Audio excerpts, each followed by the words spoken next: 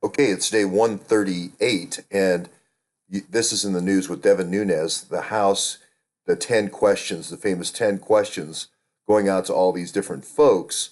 About 20, I think. I don't know if it's the BlackBerry 20 or not, but John Kerry is probably one of the people that didn't return the 10 questions. He's probably one of the people that didn't answer, when did you know about the Steele dossier?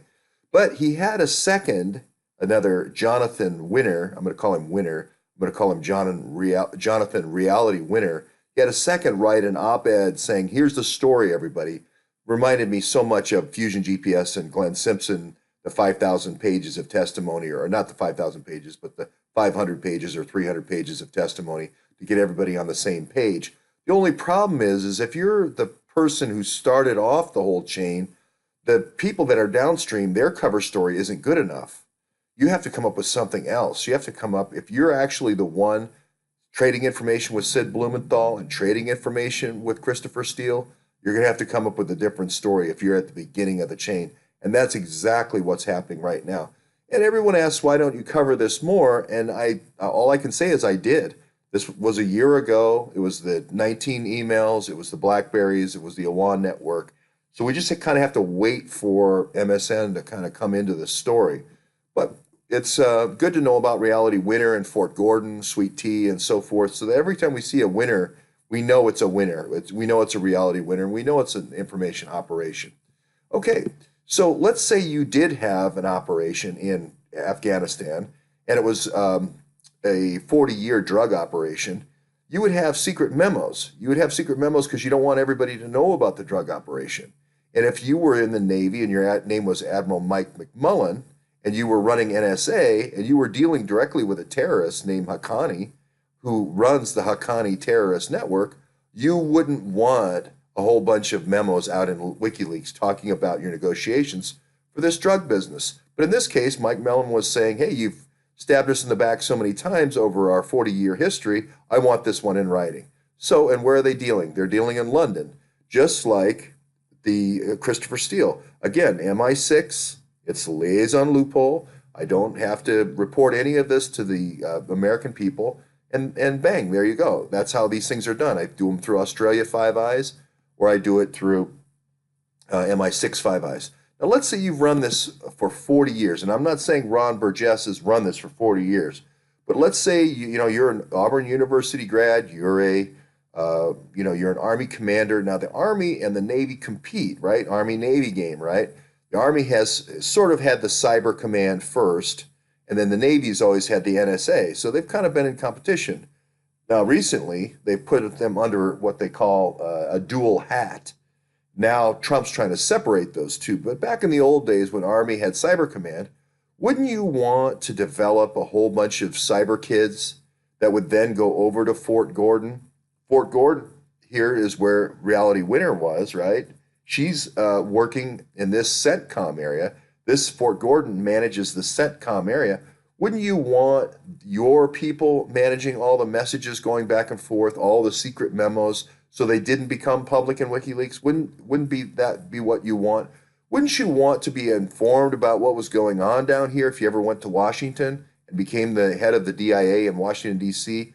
Would you want to send a whole bunch of emails across the wire, a whole bunch of secret memos like Mike McMullen did? Or would you have kids down here, your spy kids, come up to the White House and then go into the SCIF, the secure area? Like I said, happened with Devin Nunes in March of last year, two from Alabama. Okay, and if you were also running a drug operation where you're flying drugs, you would want to come down here to Fort Rucker, and I called it Mother Rucker yesterday. That's what affectionately Army pilots call Fort Rucker, which is Mother Rucker. This is not only where you go for your basic training and flight, but it's also your advanced training all throughout your career. So you always keep going back to Mother Rucker. This is down in Fort Benning in Georgia, right? So, and all these airstrips in Alabama have been supposedly used like MENA airports. This was MENA airports. These were MENA airports before MENA.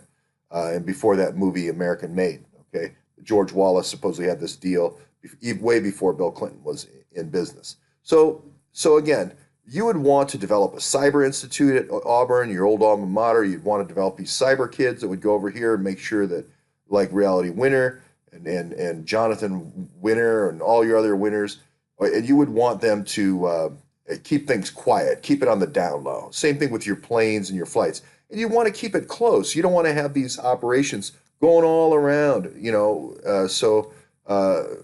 they could be easily intercepted. You want to keep it tight so that you can manage it, right?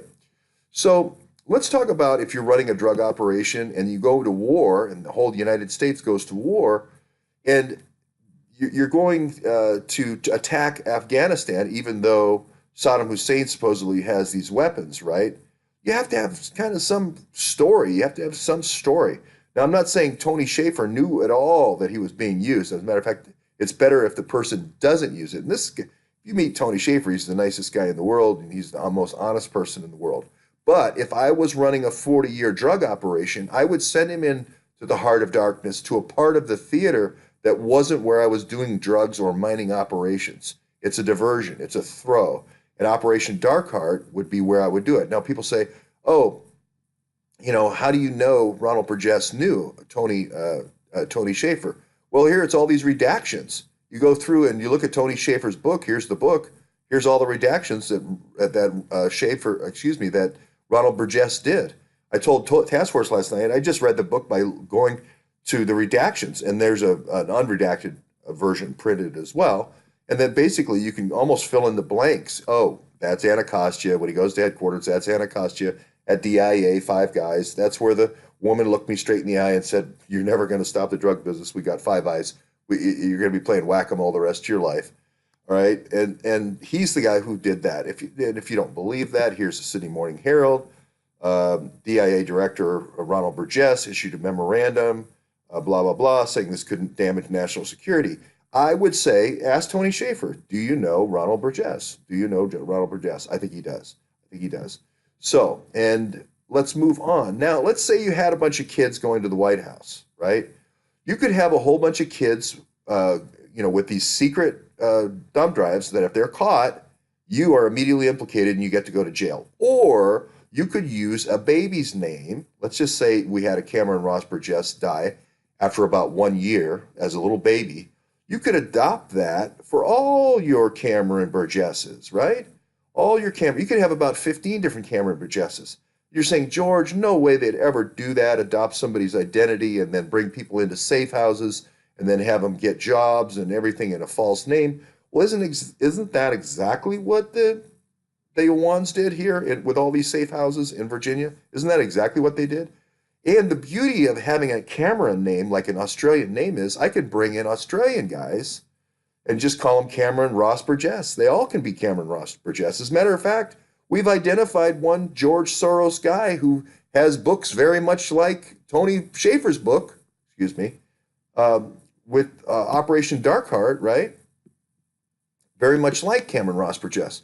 Now, let's suppose somebody figured this out. Let's suppose some journalist figured out, hey, I know what they're doing. They're bringing all these Cameron Ross Burgesses to the front gate of the White House. There it is. They're bringing all these Cameron Ross Burgesses to the front gate of the White House, right? Okay, so here's the White House right here. Here's the reviewing stand where the inauguration parties are. There's the White House, obviously. There's the North Lawn.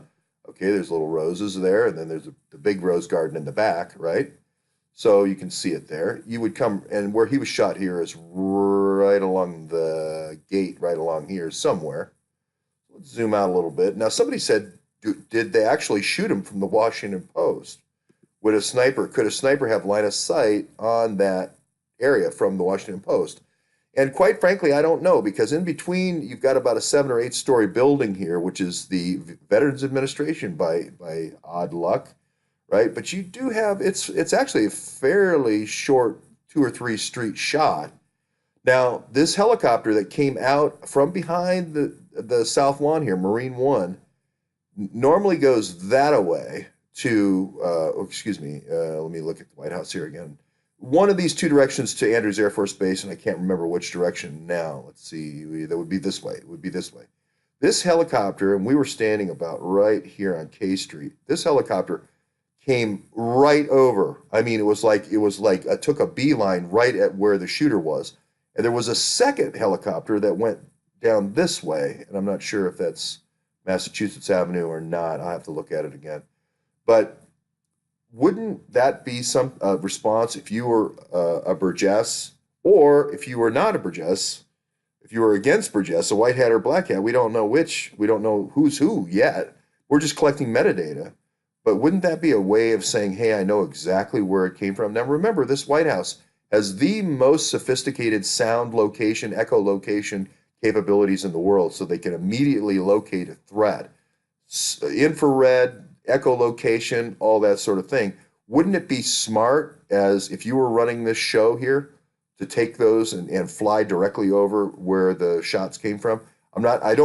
I have no idea where the shots came from, but there was two loud booms about a second and a half apart. I do have an eyewitness that said that. So, how many Cameron Burgesses have come to this gate? If you sit here in the White House, you can see your Cameron Burgess. They can make a phone call. They can get on the phone and say, hey, just here at the White House, I'm here for the tour, right? This is how the other guys did it when they came and saw Devin Nunes. And then they come over, meet you at the North Gate. You go into the Eisenhower building here at the SCIF. You give them the hard drive, give them the thumb drive. The thumb drive goes into the computer. You download all the information, and then you immediately crush. You immediately crush the thumb drive. That's how it works. That's what happened in March. That's why I said two guys came up from Alabama. Didn't know who. They came from deep finance. Is that what's happening here, or is it not what's happening? It was one shot from here and one shot from there. Well, we really don't know. We can't get cameras from this building. There was a fixed camera here from the CBS camera. We can't seem to get cameras, and we can't seem to get any information or pictures or even the whereabouts or what this guy studied. The only thing we have so far is that he lived on Briar Patch Lane with a bunch of trailers, okay? And none of the people on his Briar Patch Lane ever saw him. Okay, well, graduate from Auburn, 4-year degree. I don't think he's going to go live in this little town on Briar Patch Lane. Okay, I think it may be one of the guys who is one of his distributors to the Crimson Tide at Alabama for all those US Alabama graduates, but not for Cameron Ross Jess.